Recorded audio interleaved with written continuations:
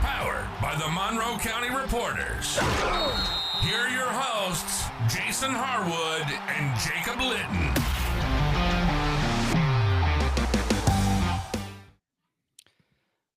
Welcome, everybody, back to another episode of Talking Grit. As the big voice said, I'm Jason Harwood. With me over here is Jacob Litton. We're live on Twitter, X, whatever you want to call it, YouTube, and Twitch. We have a few free agent things to wrap up, and then we're going to start to look ahead at this draft that's coming up rather quickly. In the coming weeks, we're going to have a couple of good guests that are going to help us out with draft coverage. Super excited about that. Both Jacob and I are really looking forward to those interviews. So we'll kind of maybe spill those beans later on, but we're not ready to yet. But before we get to all that, Jacob, you had to work this weekend, but how was it other than that? Weekend went fine at work, and now actually on vacation. Kids are on spring break. Not going anywhere, but spending a lot of time at home. Some spring cleaning, taking care of some business. But yeah, not at work, so that's okay. How about you? Yeah, my weekend was good. Well, you know what my weekend was? It was making that intro video, right? You only got like 17 versions of it Yeah, that I was coming up with 50 it. videos. Yeah. So you know what I spent my weekend on. Actually, I really enjoyed making that video. It's like one of those things that I was kept working on it, and then I sent you like a version of it, but I wanted some motion in there, and so then it like hit me at some point.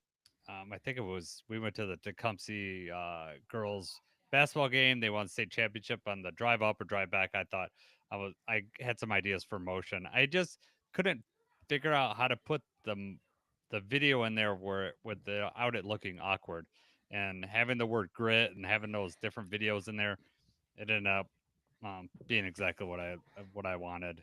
The other ones were all right, the versions I come up with, but I after that one, after I kept wanting to watch it over and over, I was like, that's the version that I want to have on there. So I Yeah, know I that, thought they all turned out good.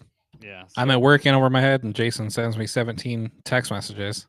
I know And he's why like, "Did you watch it? Did you watch the videos? What do you think?" in It's like, all buddy, honest, I am in over my head. yeah, I didn't know you were working at that point. 'Cause, He's uh, like, "Don't ignore me. Watch the clips and let me know." exactly. I mean, I'm not working. I don't care how the day Yeah, is going right. there.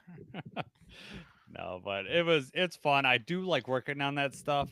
And then I did a version, and then I woke up at like 6:30 on Sunday morning, and I had a new idea popped in my head. So I You said had another vision. I You were like, did, okay. and then I, started working on it. So, but it's good. I mean, when inspiration hits you, it's nice to be able to work on it. And luckily, I wasn't working or predisposed anywhere else. But any March Pause Madness real stuff? quick. You're decked out in Pistons gear. You're I fully on board, huh? Yeah, I know. You're all in. I don't want to say I'm bandwagoning in because I've been a Pistons fan back from the Bad Boys days, but it was tough go for the last decade or so, and finally got a team that we could be proud of. And my boys are really into it. I know that you're into it. It's nice to be able to talk ball with you, basketball with you, but the boys are into it, so it makes it. We're gonna have it on at home, Right. and That's way better and when the when kids want to watch it too. exactly. And it just gives me another excuse to spend time with them. And I basketball's like like anytime sports is on, it's like those. It's a reality TV. Women are with reality TV. There's a reality show on. My wife is watching it. Whatever, Love Is Blind, whatever crap's on Netflix. She's into all that. And to me, sports is like the ultimate reality TV, and I get sucked in. Get them. Even the girls' basketball team. I haven't watched Tecumseh play at all this year. I don't know anybody that's on the team, but I got a team to root for. It's a state championship. I was fully invested at the Breslin Center on Saturday night, and the congratulations to Tecumseh's girls basketball team, state champions. It was fun. Yeah, shouts out to them, state champs. The first one for the school in what, like 50 years or something like that? Yeah, it's been a long time. My wife was telling me that they had won the volleyball state champs. One of the girls on the team is like 6'2", and she's going to be going to EMU for basketball. So Oh, okay. that So she's legit. she's legit. It's actually one of the coach's daughter, and the coach's other daughter is 6 foot, and she's the center on the team. and Well, she I was mean, that posting helps, up right? people. Yeah, that helps when you have those. Especially for women's I basketball. If you're know. got 6-footers in high school, oh my I God. know. Yeah, it was impressive. So it was fun to watch them, and just to see them celebrate, and thinking about either my kids or myself, if what I would be thinking in high school on Michigan State's basketball court. That's a huge venue and a huge spotlight to be in. So it got me. Um, I get emotional about that stuff, just sports and anything that relates to my kids.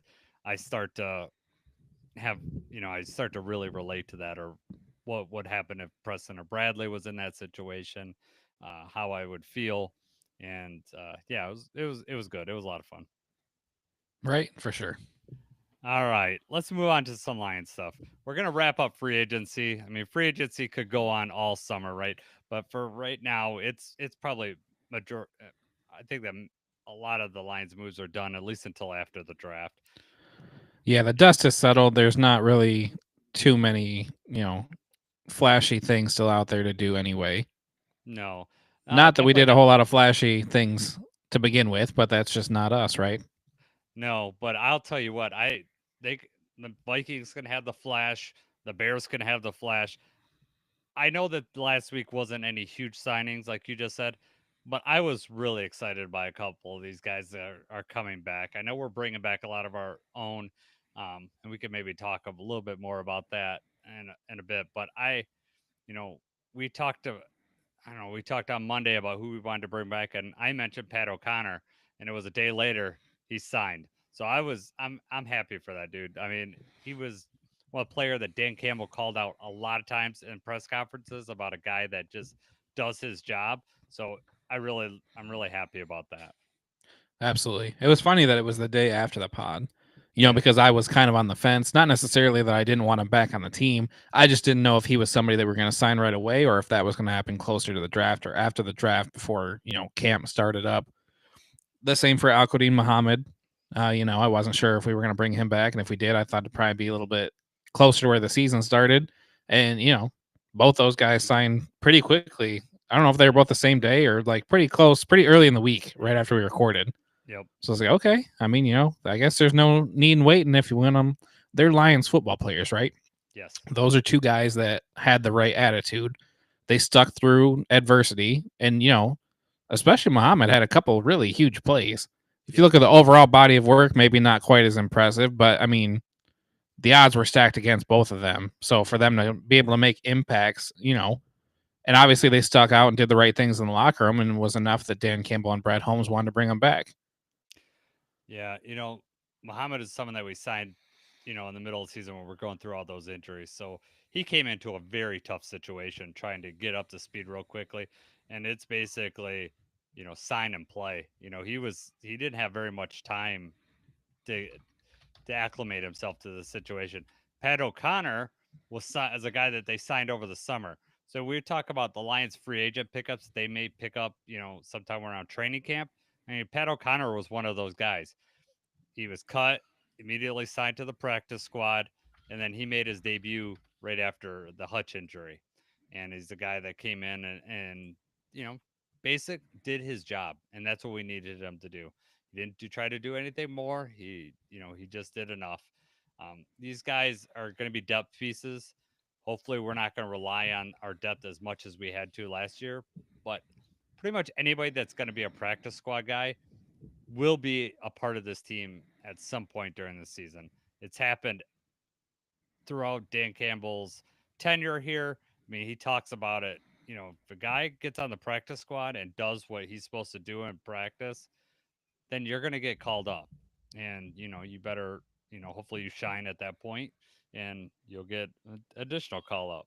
Because those guys, they played and now they're re-signed with the Lions. So these are back end guys that are going to be fighting for jobs, right? They're not top line guys that they're going to sign. You know, the Colts are going to sign. I mean, some teams going to sign scoop these guys up. It They might be fighting. They're proving themselves for the Lions for next year. So it was really great to see O'Connor and Muhammad sign back. Shane Zylstra is another guy that we talked about last week. We needed a little tight end depth. I wasn't going to be surprised if they signed him back, and they signed him back. Then Tuesday or Wednesday after the pod. Right. And that's a good point, though, too, is that, roster spots are not guaranteed with these free agent pickups. These are guys that are going to come in and compete. Zostra did not make the initial roster last year. He stuck around, as did Pat O'Connor, like you already mentioned. Muhammad brought him on earlier or later into the season, but he only had like a month of practice, 3 weeks of practice before he was out there playing. Yep. And the other guy that we haven't mentioned that, I posted on our Twitter account about it was Dorsey. Just a core special teamer. And, for a team, we're going to talk about our cornerback room later on. We got a whole segment on it, but getting him back and just something about having him back just gave me a little comfort. And I just like him as a player, and I'm glad that he's back. I really like Dorsey too. I think I mentioned that last week. He was the one I wanted to get back. Special teams impact. He, can come in and play corner when needed. But yes, no, it was great news to have him back. When they didn't sign in the first 2 weeks, I was kind of wondering about his broken leg. I was wondering, like, is he progressing fine? Are we waiting until later on in the summer to sign this guy back? Just because, is there something going on? But he must have progressed well enough, or the training staff must feel comfortable enough that we got him back, and so that's good to have him back on the fold. We did sign 2 other corners from outside our team, Jacob. Who are those guys? Yes, so we signed one of the better names in the league, Rock Yassin, cornerback, and then we also signed Avante Maddox, which is notable because he actually is from Detroit. Yes, exactly. He knows it. So 2 new corners to add to the room too. Yep. Not necessarily, top tier cornerback 1 guys, but cornerback depth that are going to come in and compete. Yes, exactly. So it's we can't go outside our organization for depth, and we showed it right there.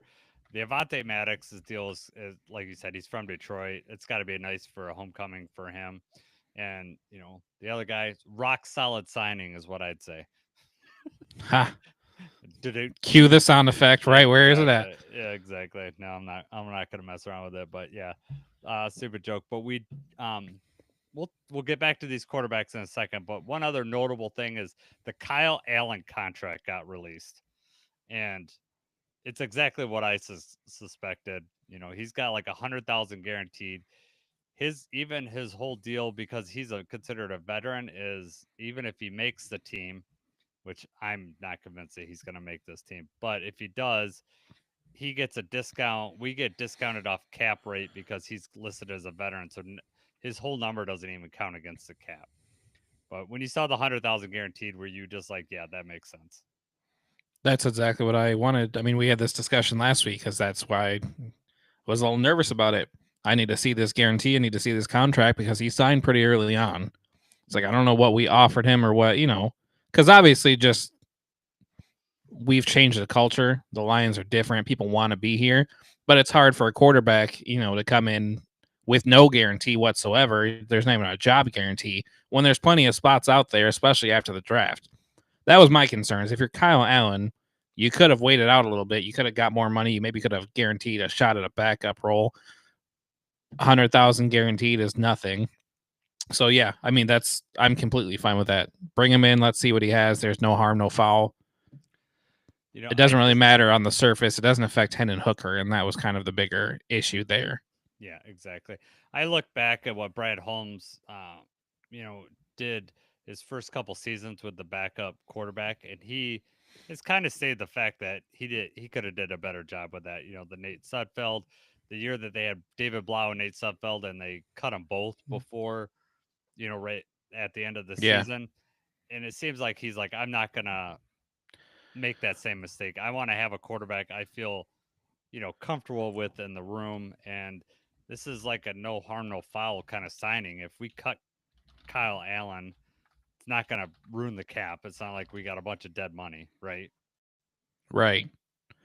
I was just trying to look because it was Tim Boyle, right? It was Tim Boyle and David Blau that we had. Oh, that's correct. And then we cut them to sign Sudfeld. And then Sudfeld was final next, then we cut him. But he got injured the following year, right? Yes, okay. And then the last year we cut him. Like he was our quarterback all through training camp, cut him, and then we end up going with just Hendon the whole year. Yeah, Right. that's the timing of it. But the point's the same.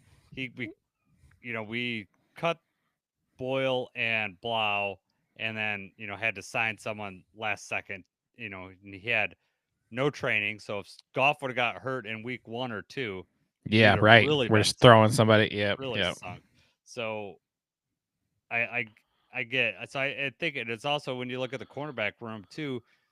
The last 2 years, Brad Holmes has put a lot into that room, signing people, getting more depth, because we struggled there obviously the first couple of years, and then the year we signed Cam Sutton, we still struggled. He tried to put a lot of resources in there, and it still didn't work out.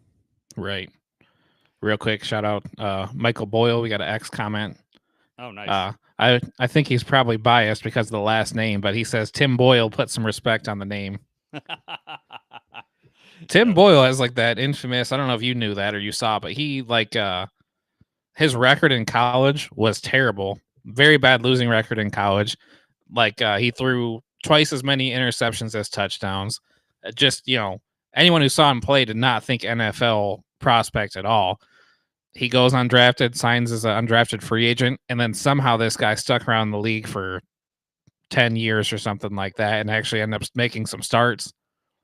Did about as well as you would expect with somebody with that pedigree. But yeah, I mean, shouts out Tim Boyle, if anything, resilient. Yeah, well, hopefully he saved his money, because I don't think he's going to get many more chances in the league.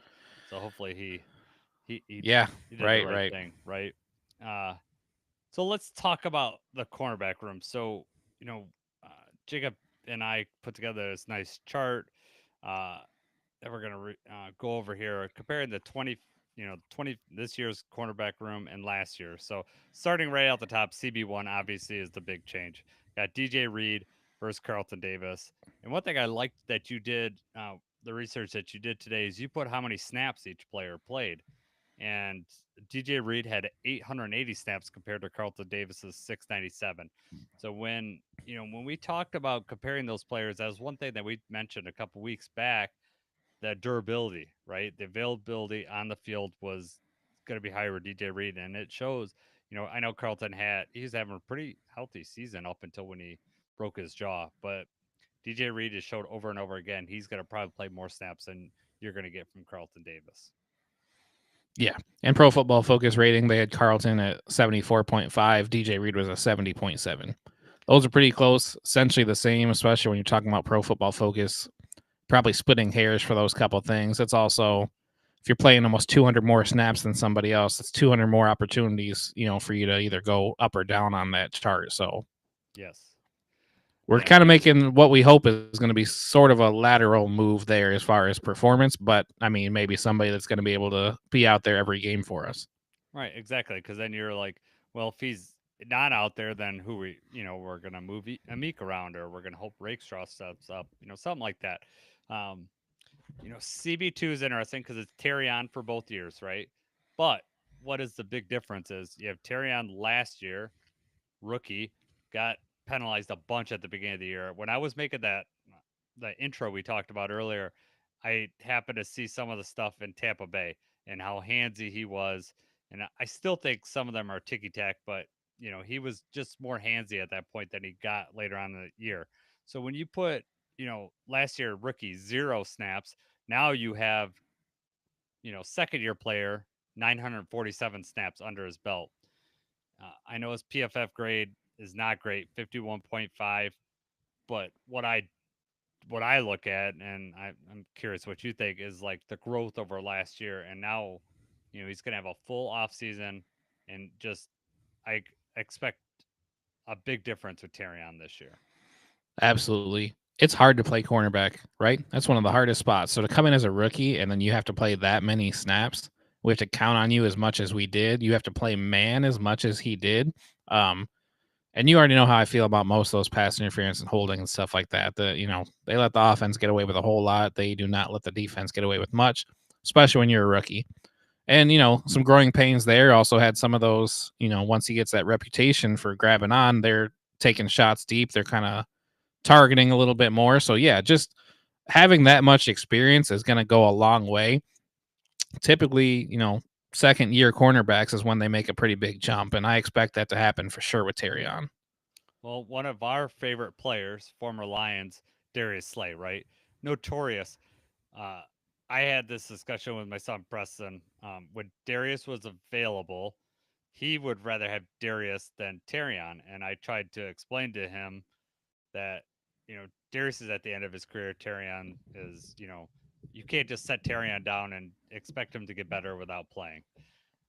He might have had a point that Darius might be a superior player at this point, but my point is Darius year one had a very bad rookie year. I mean, at one point he got benched, but then the second year he started to become big play Slay, and then he just kept getting better and better. And I know these are different players, but we're hoping that Terrion has that same trajectory, that he becomes, Sub-Zero this year, right? Where he just shuts people down. Ices them out. Exactly. So I think when you look at these comparison charts, and you could look at it for any of the depth chart pieces, when you have a young player, you might see the same name, Terrion Arnold, and for 2024 cornerback, Terrion Arnold, 2025 cornerback. This year's version of Terrion is going to be much better than last year's version. At least that's what I'm expecting. I know the team's expecting that. So I know the name's the same, but the player is going to be different. Believe me. The next one is going to be the same name too. We got Amik Robertson as quarterback 3. He's probably going to be lined up in the nickel this year, and how he started out last year. At least that's what I'm expecting. How that's going to line up. What are you expecting from Amik this year? You think we're going to get the same player, the dog? Absolutely. Amik's got the dog in him. I don't think that's going to go anywhere. You hope the performance on the field stays the same. I also think that this is one of those things, we have a competition in training camp because Rakestraw, he got hurt. Rookie Ennis Rakestraw, he had potential that he was going to make some starts at nickel. That just never happened. He couldn't stay healthy, couldn't get on the field because Amik had played so well. So now Amik's the one with the leg up. Obviously, when you talk about Terrion Arnold, the rookie makes a huge leap from year 1 to year 2. Now you've got a veteran like Amik Robertson. What you're hoping for Amik is that he continues where he left off last year and plays at that level. Mm-hmm. You're always hoping they play a little better, but you're just hoping to be at that level. You're hoping there's no fall off. You want that level of performance like that game against the Vikings when he shut down Justin Jefferson. Exactly. That's what you're hoping. That's the best version of Amik Robertson. That's what we're hoping we're getting. I also like that, Amik showed that he could play on the outside for us last year and play well. And so that gives you a little bit of comfort. Say in training camp, Rakestraw shows that, hey, he can hold down the nickel. You get an injury to one of those top 2 guys, you move Amik to the outside, and then you got Rakestraw come back up. So you don't have to pull a branch up, back from the safety, and then you're backfilling with a safety that's maybe not ready. You can keep Branch in that spot, because when we had to move Branch up front, his interceptions and stuff all just fell off a cliff. And right. Well, it's going to be interesting too. New defensive coordinator, Kelvin Shepard. Maybe he doesn't play it the same way if some injuries happen. Maybe he doesn't want to move Branch up. He'll figure something else out. So, yep. Let's hope it doesn't come to that. We don't want any more injuries, but yeah. So Rakestraw is going to be interesting because, we talk about a big year 2 jump for Terrion. Rakestraw didn't play anywhere close to what Terrion did, but even beyond that, he was injured for a lot of the season. So can we expect a big year 2 jump from a guy that didn't get as much playing time? That'll be interesting. It'd be one thing that I'm going to be definitely watching when we go up for training camp, and I'm hoping that you and I get to go up and do what we did last year, watch it together. That'll be a guy that I'm definitely watching to see how he's performing and what team he's repping with, and what position are they going to cross. I'm sure he's going to get cross-trained inside and outside corner, and then inside nickel. I could imagine they're going to cross-train him on that so he could back up both positions. Yeah, he looked good in training camp last year, right? He was actually somebody that kind of stood out. I was like, okay, Rakestraw. He made an interception in front of us and everything. So yeah, hopefully without the snaps, obviously it's not going to be as high, but you hope the game has slowed down a little bit for him. That's a year of growth. He's been in the system. He's been around the league. You're hoping it slows down, maybe not to the level of Terrion, but we'll see. He looked game ready in the little bit that we saw him. Yeah, and there was, I mean, I think we mentioned this on the pod before. There was like talk of him actually was going to start in week 2 with Tampa as the starting nickel over Amik. Like there was talk of that. I mean, I think it was Rakestraw himself that said that. So Right. And he got hurt in warm-ups, I they think. got because I was at the stadium during that game, and he came up as an inactive, and I know I was scrambling for any reason why because I did not see any indication that he was going to be inactive, and it come to he pulled a hamstring or tweaked it right during warmups, like 5 minutes before, inactives had to be handed in. So, uh, who knows what would have happened had he not got injured? Because like if he would have got Yeah, the the whole start over a trajectory Meek, of the season might have been yeah, different. just weird to think about that because I al- Amik wouldn't give up. He's not gonna give up the fight if they're not getting started. If anything, it's gonna make him work harder as just the attitude that he has. So I don't know if it had affected that much. Um, but it'd been interesting for Rakestraw and his development. How would have helped this year. How would the season had went around, but the next, let's look at cornerback 5. If we get to this part of our depth chart, which we may during the season, um, you know, it's not good for the team as a whole. Because last year, one of your favorite players, right, Kendall Vildor, he's cornerback 5. Um, I'm saying that jokingly because I know you prefer not to have him on, out there. He, I did not trust Vildor on the outside I know you for didn't. reasons obvious and Yeah, proved over and over again. well, I agree. But his counterpart was going to be Rock Yassin right now. At least that's how it's kind of lined up. Vildor had a higher PFF grade and had more snaps than Rock Yassin. So I know that the articles say former second rounder and all that looks good, and the grass is always greener on the other side. Um, temper your expectations. That's all I'm saying. I'm not saying this guy won't be good. I'm not saying he can't be good. I'm just saying temper your expectations. The potential has been there for him. Second round pick and everything like that. He actually has played up and down. He's had some good seasons. He's had some bad seasons. He played with the Ravens. He signed a 1-year, $6 million contract and got to play with the Ravens. Then I believe he got traded, or maybe he signed with the 49ers just after that 1-year deal. But he's been up and down. He primarily played on special teams last year. I'm actually thinking cornerback 5 right now is going to be Avonte Maddox. Okay. So he's the one that actually got way more snaps, defensively. I think that he's probably the one that's up right there. Yeah, and I think you're probably right there too. I mean, if you look at, quarterback 6 is Khalil Dorsey. We've already talked about that. He's a special teams guy. He might get out on the field. He was out on the field when he broke his legs. That wasn't a special teams play. He was out, playing cornerback for us. So let's move on to Avonte Maddox because that's the more interesting. Detroit product. He played. If you look at the slot assignment, he was had 223 snaps in the slot last year. So he had 345 snaps total. 223 were in the slot. He's lined up at linebacker, which I know it's a linebacker, but you're talking about probably some sort of nickel position or just in the box, 69 snaps. And then free safety was at 28 snaps. So kind of, slot is where they mostly had him play. Now with the Lions, they might move him around. We need help at safety. Could we move him? Ask him to, maybe train at the safety spot. What's your thoughts on him right now? I mean, it seems like he's got some versatility to him. Somebody else that we're not really making too much of a guarantee with. Maybe he makes some plays, gets some snaps on defense. Maybe he does not. Yep. I just think based on the body of work where he was at last year and what he's at right now, he probably has a leg up over the other guys as far as getting on the field as a cornerback outside of special teams. Yep. Especially if you have the ability to play inside, outside, safety, Mm-hmm. Yeah, it'll be interesting.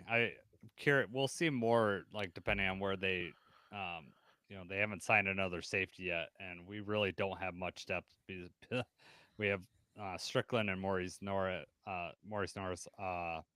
as our safeties right now, which Behind, does yeah, right. behind our all pro. Well, my opinion, all pro safeties. Uh, just one right now with Kirby, but Branch is on his way. So Yeah, I the drop off is steep if it something is happens to one of those guys. exactly, and so I want, especially as hard as Branch hits, you could just he's had a concussion last year, missed the Seattle game. Uh, you know, we're gonna need some depth there. So it'll be if we don't sign someone, I don't think I necessarily want to pull in a draft pick, to expect them to step up. Because I don't know. I just don't expect a safety to be able to come in there and spot start. Not with the way the Lions play defense with man coverage. You want to have a very trustworthy safety valve back there. It'd be hard because you don't want to spend an early round draft pick on a safety. No. It has to be somebody that you get in the mid to late rounds. And then if you're getting somebody in the mid to late rounds, chances are they're not going to be ready to slot right in when you need them to. And that'd be, then we'd be closer if we were just going with Strickland or Norris, who were both undrafted free agents last year. Exactly. Quandre Diggs is the name that I'm still peaking, hoping that we sign him at some point. That's a summer, probably after, definitely after the draft, if he's still available. I'd like. It just seems like someone that could come in. I know he may want to start somewhere. That's exactly what I was just gonna say. I love Diggs, but I think that he wants playing time, right? Yep. But I mean, hopefully, you know what? If he wants to come home, run it back, I'm sure everybody in Detroit would be up for that. Exactly. And one thing I do know about the Lions, they're going to get the most talented people on the field. So Diggs is going to get his fair shot. Not that he's going to start over Branch or Kirby. I just don't, not going to start over definitely a healthy version of either of those players. But the Lions have shown that they will play three safeties. And if they find that those are the best players on the field, Diggs will have a shot at the field. So Diggs is going to get a fair shake here if he's signed here. That's all I'm saying. Right. He would get a fair shake. And I mean, if you're Diggs, though, like he played last year with the Titans, did not go very well. Is that do you want to start and you play for a team like that and you're chasing Jahmyr Gibbs because he just busted through a wide open hole? Or do you want to come try to play with a team you have history with and a team with a shot at the big one? So that's my argument with Zeitler. That still perturbs me that you're gonna go sign with the Titans. Who knows? I gotta imagine the Lions put some sort of contract out there. I'm sure it wasn't $9 million. I'm sure they put it something similar to what they paid last year.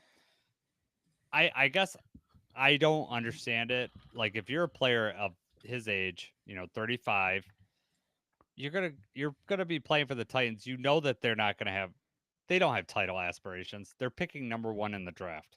You know what I mean? Right. You're signing a 1-year deal. It's not like he signed a 3-year deal and think, well, year 1 might be rough with a rookie quarterback, but by year 2 or 3, yeah, we might be sniffing the playoffs. No. So I mean, it could be a family thing. I know rumors that he had family down there, so maybe that's what ultimately pulled down there. And do the best for you, but it just for me, my mentality, if I'm at the end of my career and I'm signing 1-year deals, I'm signing with a team with at least a playoff shot, right? Get in the tournament. You would think, right? You want a shot, you want a chance, right? And so I think with Zeitler or with Diggs, let's, I would think that he's going to want to sign with someone that has some sort of, if not Super Bowl aspirations, at least you're going to get in the playoffs, get a chance, not run it back with the Titans, who I just don't expect them to be sniffing the playoffs next year again. Who knows? But I just don't see that happening. I guess I actually don't know the link, but I've heard that there's some sort of history between him and Brian Callahan. Okay. I don't know exactly the connection there, but I guess he's got some sort of history with the head coach. Maybe Zeitler was contemplating retirement, and then they were like, we really need you to anchor this offensive line, and we'll throw a big wad of cash at you, and maybe that just made sense to him. Yeah. If he's got family down there, maybe too many pieces fell together, and then he was like, you know what, fine. Yeah. I And don't I'll never be think sure. the Zeitler. I think that he will not have a better year this year than he did last year. No. Well, There's no chance. he's not playing between Ragnow and Sewell, so that makes anybody look better. Look at Glasgow the year before, how much better he looked. You know, Yeah. between those two guys. I mean, I'm not saying that Glasgow played the same level of play, and it just is a matter of who he was between. I think Glasgow had a very rough year last year, but you're playing between two All Pros. That is going to make your job easier. Right.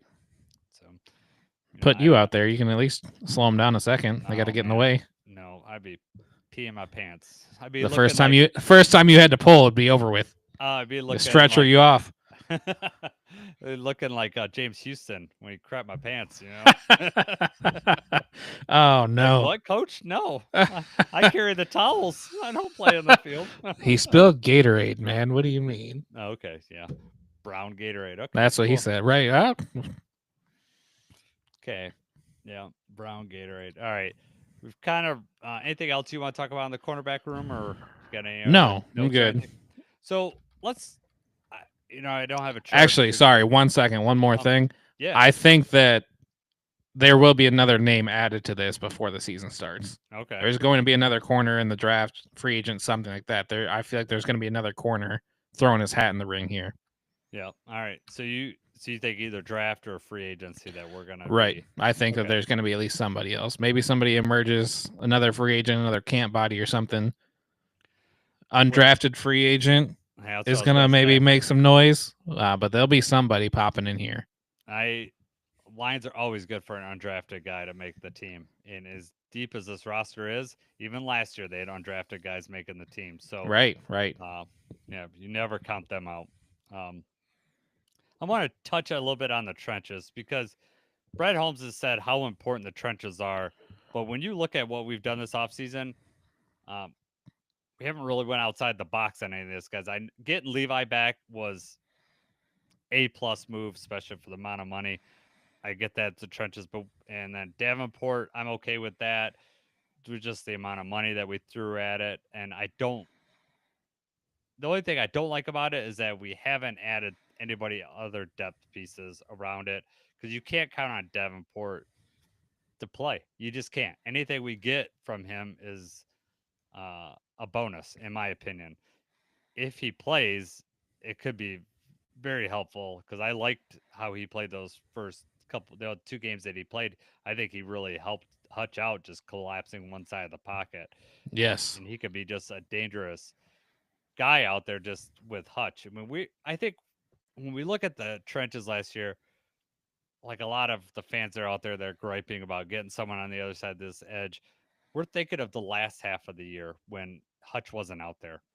When Hutch was there, you think of the Tampa Bay game, 4.5 sacks. I mean, we're a totally different team with Hutch in there, and getting him back and being healthy is going to make that line look just so much better. And I think we all have short-term memory about not being out there. So I guess my question is, are you okay with what we're doing in the trenches on the defensive side? I'm only talking defensive right now. Are you okay with what you've seen? I'm okay with it because, as we talked before, I just think the market, the dollar amount to get some of the other people that are out there is just going to be too high. Mm-hmm. Maybe we wait for Za'Darius to see what's out there. If Za'Darius wants to come back, maybe we bring him back at a cheaper rate than he thought he was going to get. But there's no flashy signings out there. But you're not going to, you're not going to get Khalil Mack. You're not going to get Bosa. You're not going to get any of those players without paying premium. And we're not set up to pay premium for them right now anyway. And I don't think they really need to. I think that's something else to build in the draft. What's your argument for someone saying, "Hey, we got $50 million in cap space. Why didn't we sign Bosa for $18 million?" Do you have thoughts on? I know I do, but I'm gonna let you speak first. What's your thought on if I say I'm a guy that's saying that? What's your argument against that? I mean, yes, we have the cap space right now, but we don't in the future. And this is also part of the whole trading thing. Like, do we really want to put all of our eggs in one basket and go get Myles Garrett? Do we, I don't think, in my opinion, that Bosa is going to perform well enough to earn the money that he's being paid. And I think that that's also true for probably the top 4 or 5 edge people that have been paid, in free agency. The rate of return is not going to be that high. It's also just something I don't care for. That's not what we do. We'll pay our own players, once, Hutchinson's going to get a contract here really soon. We pay from within, we build from within. It's just tough. You don't know what these guys are like in the locker room or anything either. It's just such a huge part of our football team. That's a lot of money to throw at somebody. Zadarius, we decided Zadarius wasn't worth, it would have basically with the dead cap been 12, right? Right. 12 million. We said Zadarius isn't worth that. So, I mean, I don't think that we sign anybody for more than 12. Mm-hmm. I could see that.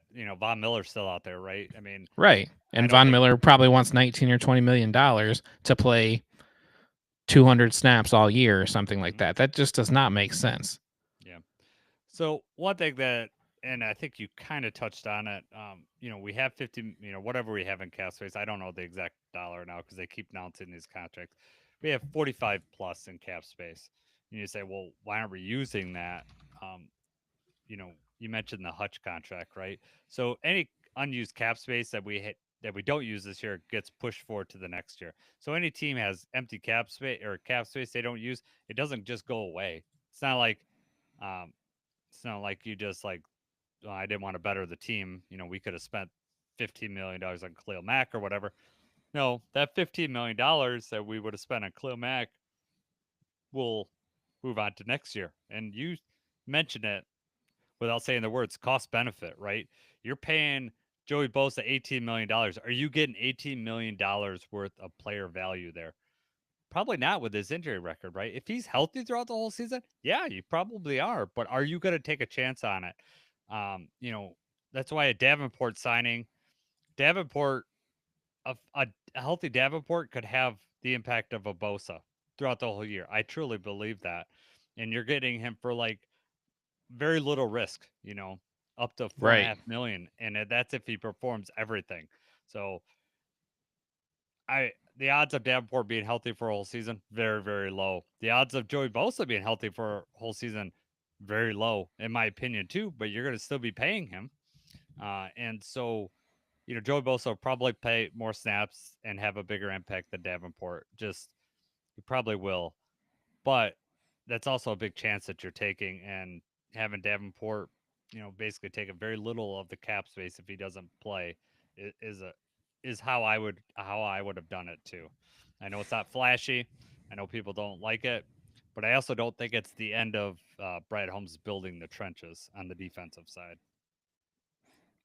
Real quick, I just have those numbers because I just want to bring up. So Myles Garrett obviously was the top paid edge in the offseason. So he is averaging 40 million per year. So that's insane, obviously. Number two, Danielle Hunter, 35.6 million a year, which is funny because Max Crosby is 35.5. Mm-hmm. So you think Danielle is like, hey, I need 0.1 higher. Yeah. But all three of those guys are hovering around like 70 to 75% of defensive snaps. Then you've got Von Miller, who is unsigned, but he was at 19 million last year. He only played 25% snaps on defense.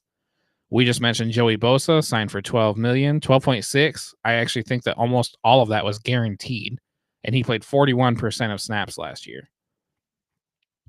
Khalil Mack, 18 million. He played 56% snaps last year. So, I mean, it just, you're not getting your money's worth out of these guys. No.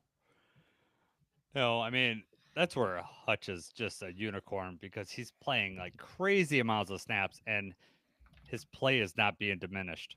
And it wasn't like what he played caused the injury last year either. I mean, that was a fluke breaking your leg, right. swinging around. I mean, that's a high effort play and it just, it's very bad luck.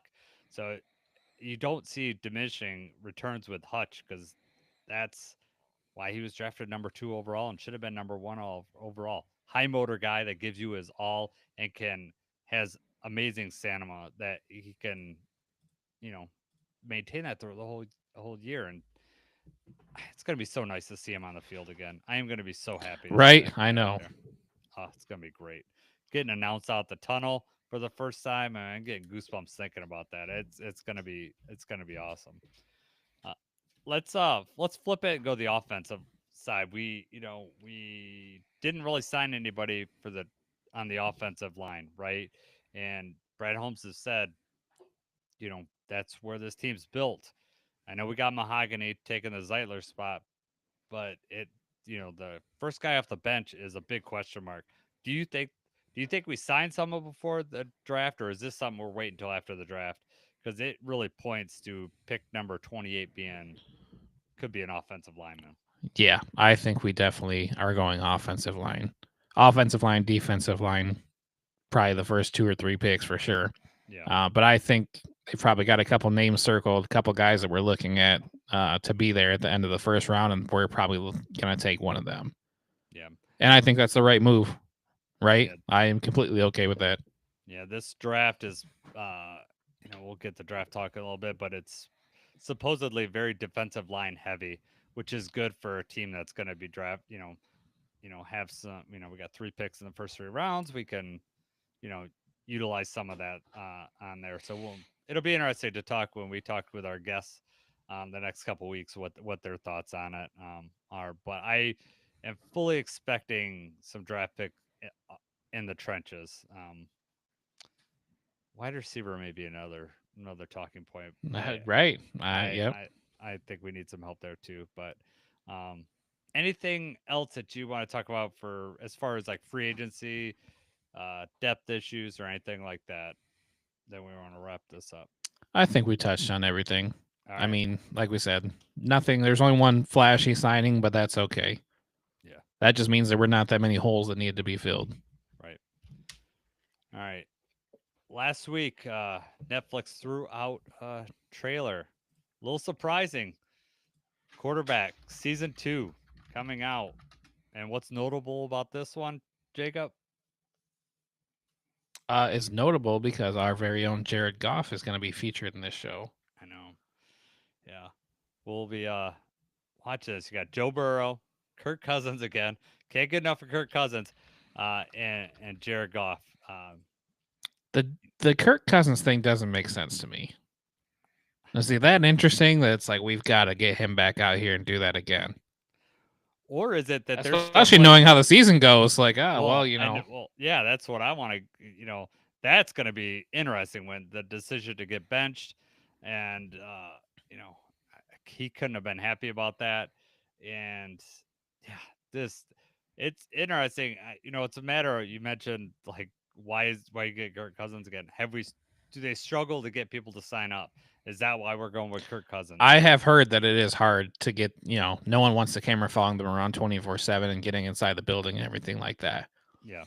And I think that Goff had turned down the first season of quarterback. That's the rumor. Maybe he was used to these cameras being around Amon-Ra and just decided, you know what, fine, we'll go for it. Yeah.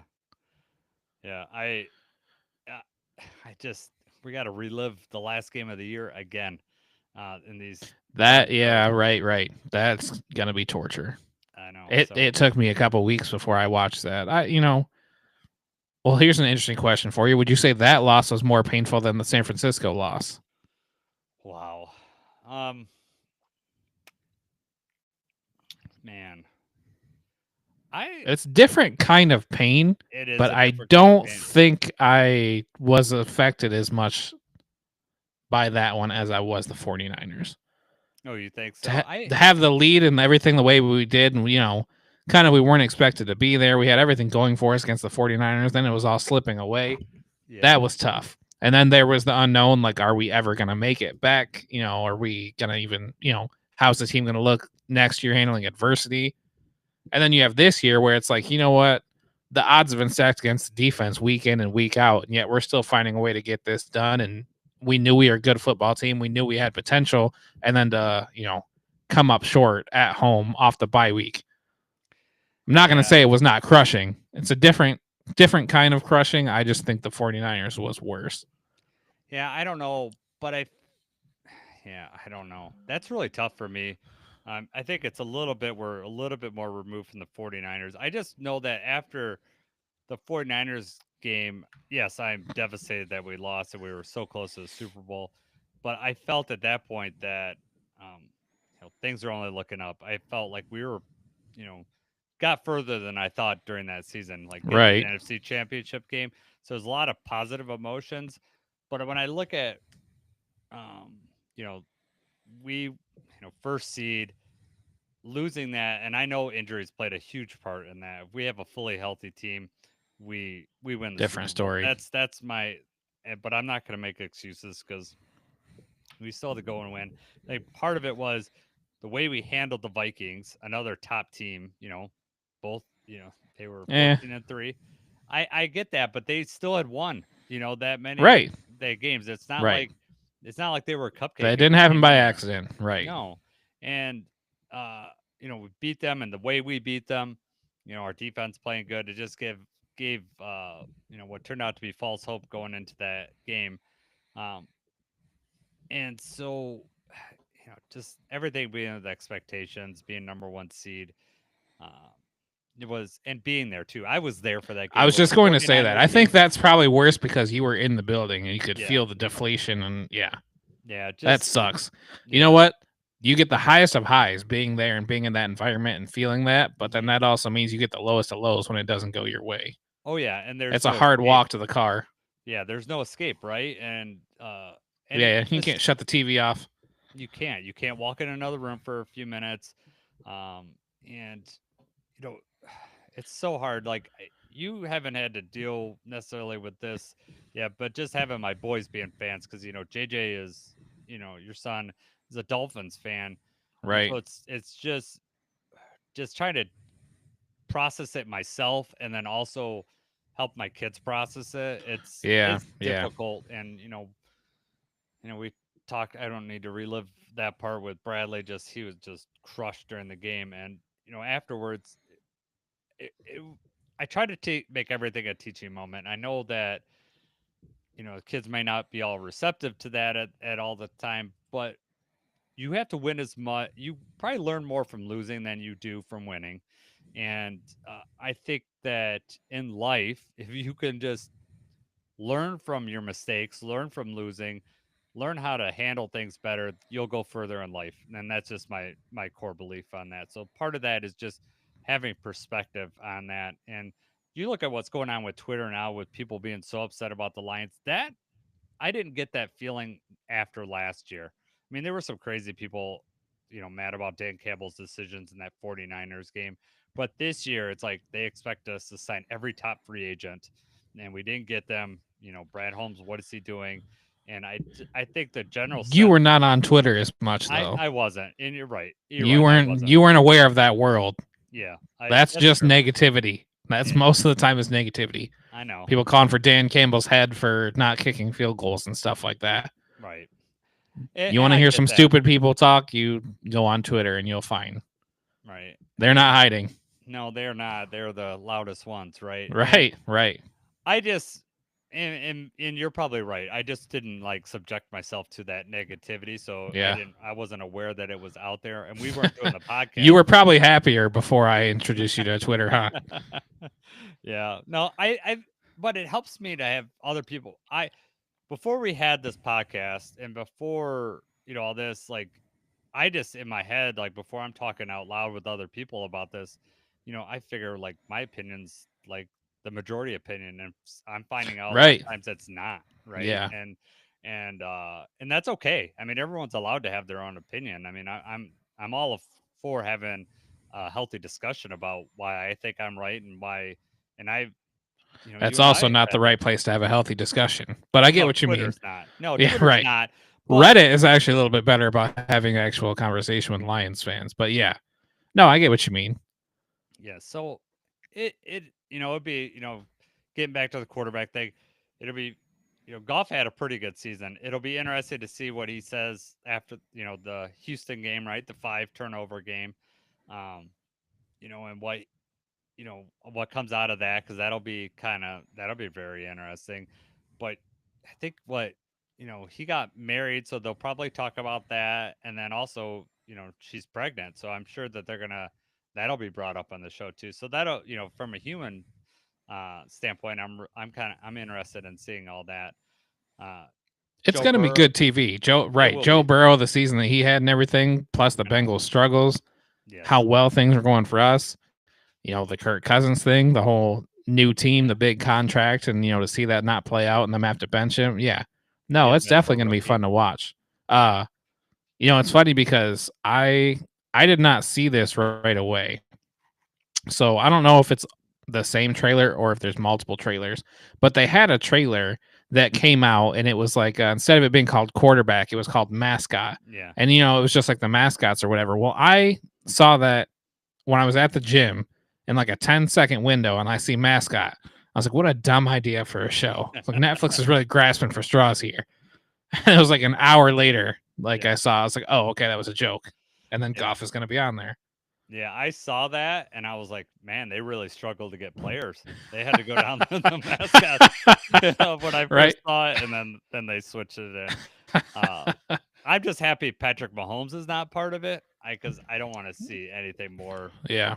uh, about that. I've It would have been cool if Hertz was on there. You got to see the Super Bowl thing again. yeah, and what other quarterback would you want to see? What if you had to choose on there, would what quarterback would you have been in? Sam Darnold getting having the season of his life would have been interesting. Right. In hindsight. But I think that would have been a hard sell for Netflix. Like, let's put Sam Darnold on this show. Like, Yeah. I don't think the ratings necessarily. Baker Mayfield just bleeds like that. That's must see TV. I think the Baker should have been on there. Yeah. My guess is that they had to have offered him, and he, Oh. declined several times because they need him on there. Jameis Winston, not a starter. Somebody else that's great behind the camera or in front of the camera.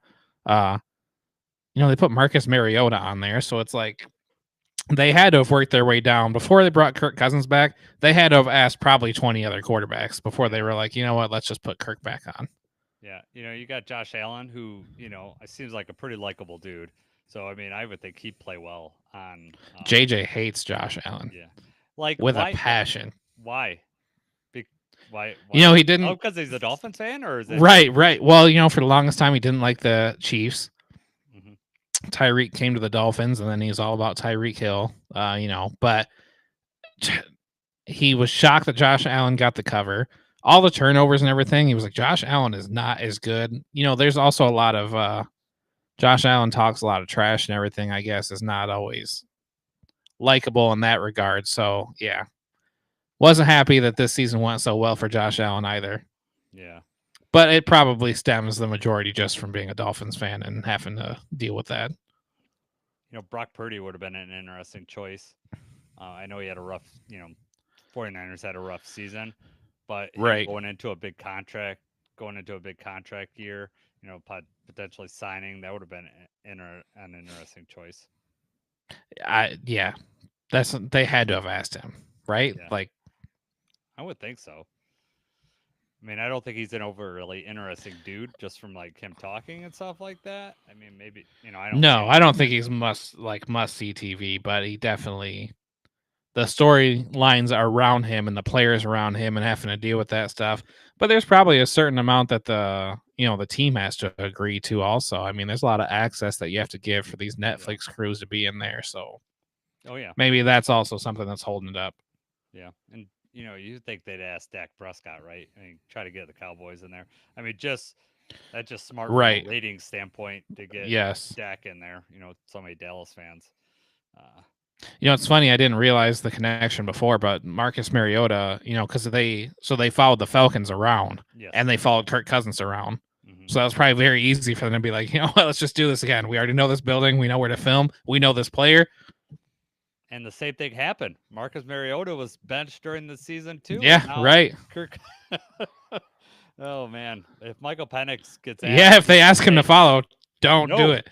Don't do it. All right. I think the last thing that we're gonna do before we wrap up here is we're gonna talk about a Lions rule proposal that went up. I know they had like 3 later on this summer in the off season. Jeremy Reisman's gonna come on this program. We've already got this planned. We're gonna talk about rule changes and uh, we're gonna make a whole show on it. So I don't really want to talk about the couple of the proposals that the Lions. But what I do want to talk about is um the one that involves playoff seeding, and because I think that's kind of outside the realm of the show that we're going to do later on, so we're not going to be stepping on toes there. So if you haven't seen it, the Lions propose that the seeding is based on records, and basically the division winners don't matter. So if you're, wild card team that has a better record, you would get a home game. So I'm gonna start with you, Jacob. What do you like this proposal? Do you agree with it? Um, we'll start there. I do like the proposal. I actually, that's another instance of Twitter. I thought that the majority of people would probably be okay with that after what happened last year and seeing the Vikings have the year that they have and then have to go on the road for 1 week. Um, Twitter did not agree though. I saw a couple polls and I saw a couple conversations, and the majority of people were very against that. They, that's what I got, is that the majority of people thought that the division winner should be hosting a game regardless of whatever the record is. I don't really feel that way, but you know, I also feel like it's been botched in the whole 2 teams should have a bye. I don't think it should just be 1 team having a bye. So I don't already like that that's changed anyway, but we saw it last year. The Vikings had a much better season than here they are on the road.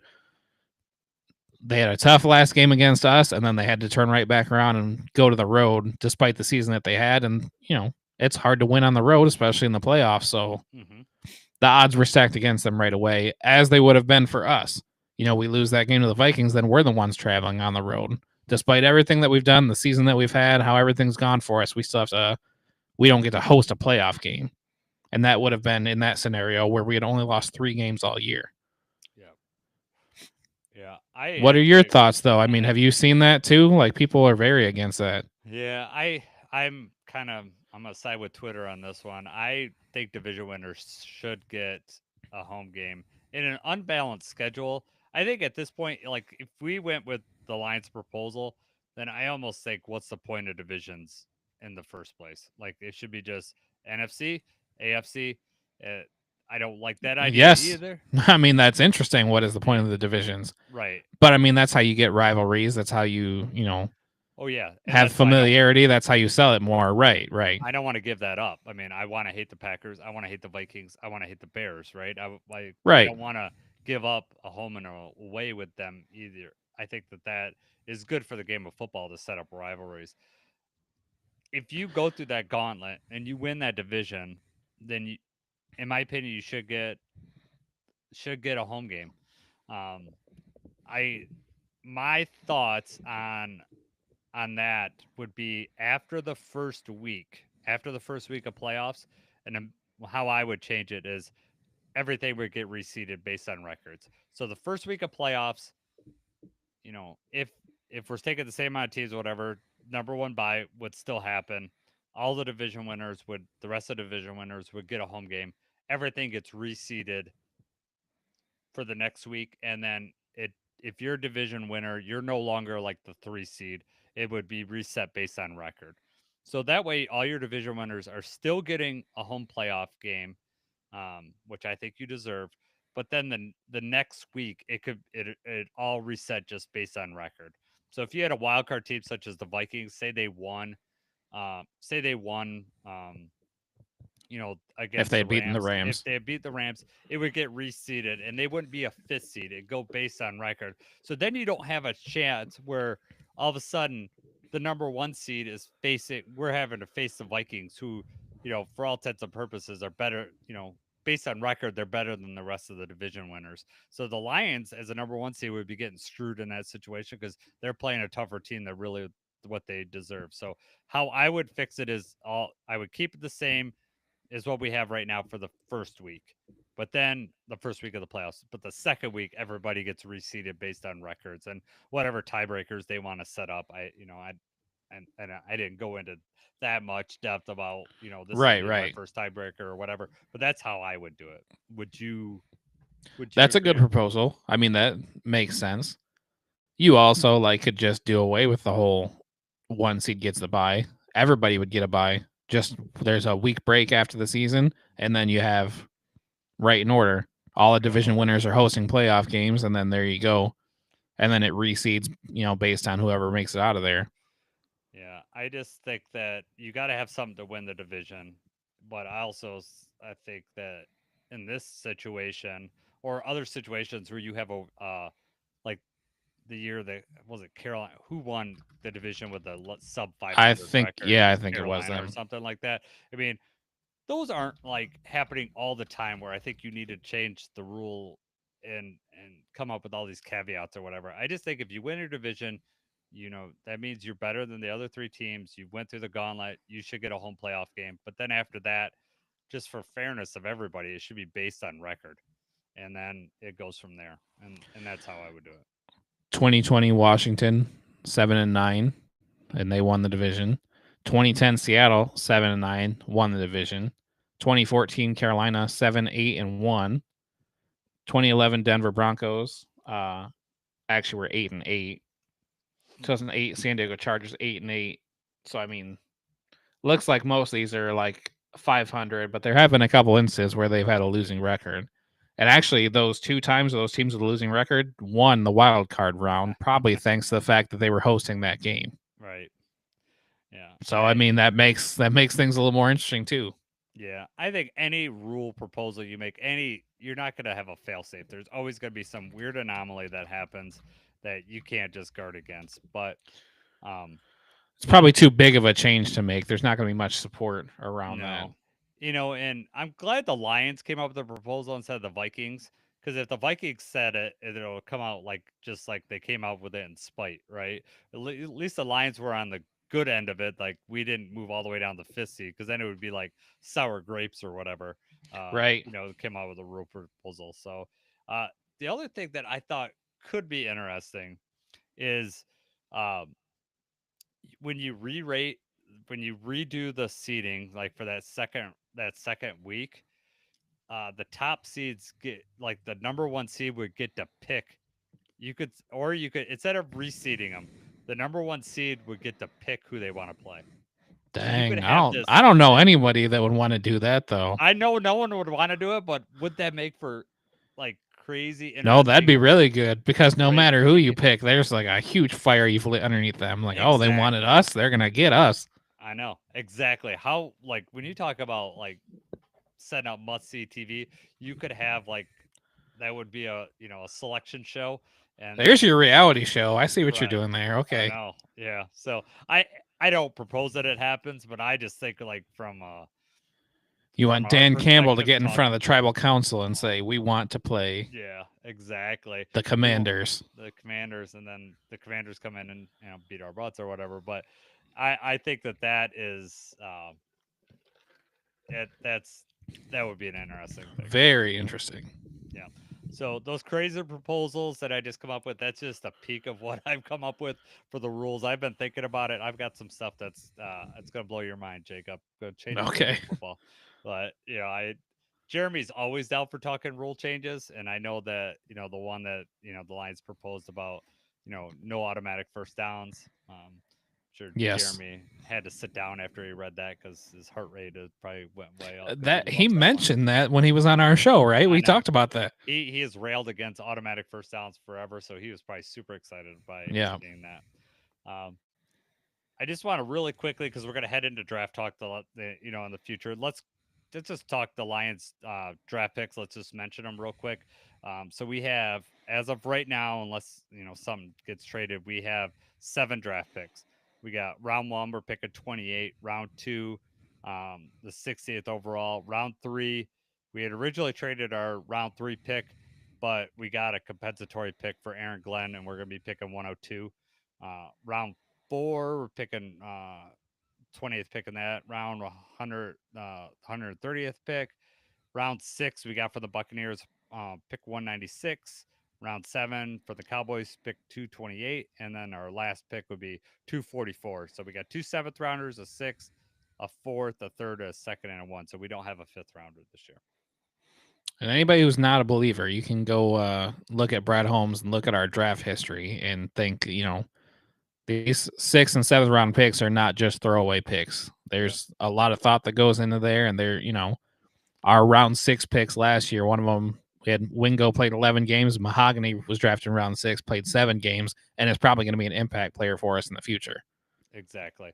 And so don't sleep on these picks. These are not just, throwaway. People see round 7 pick 28, number 244. Like, well, that one probably doesn't matter as much.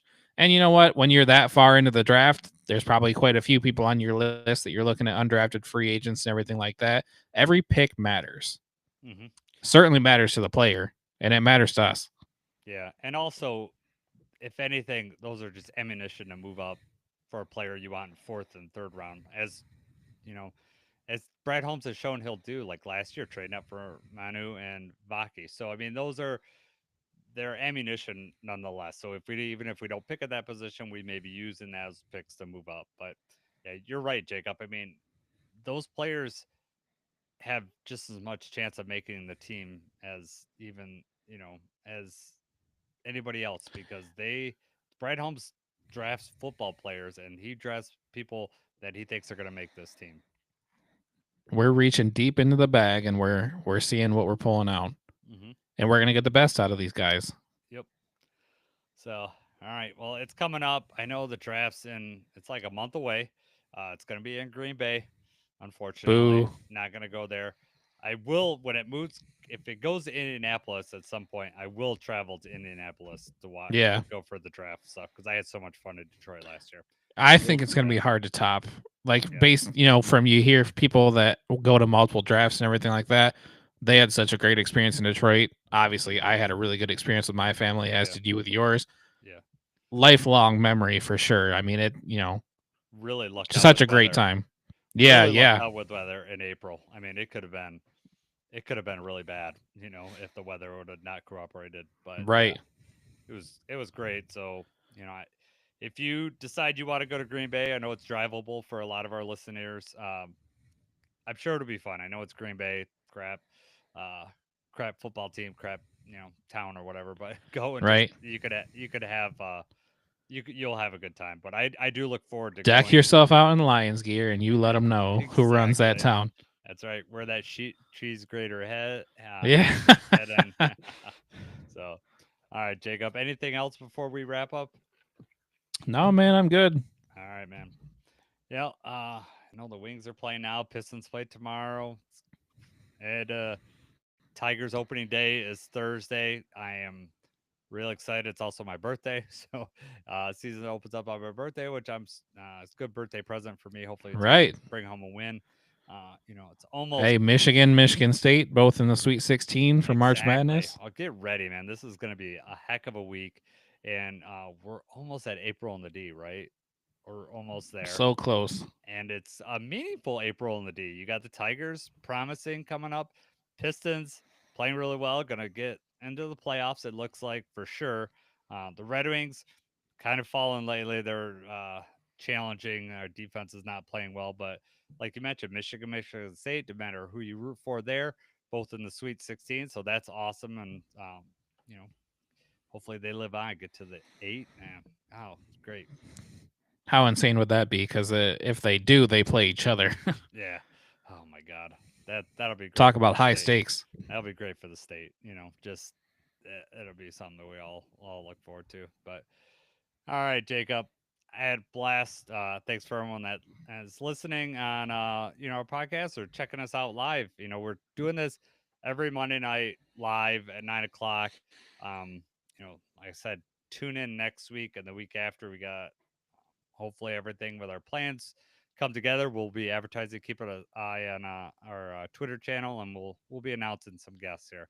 We're super excited about it. I just don't want to announce them now and bad luck. Yeah, right.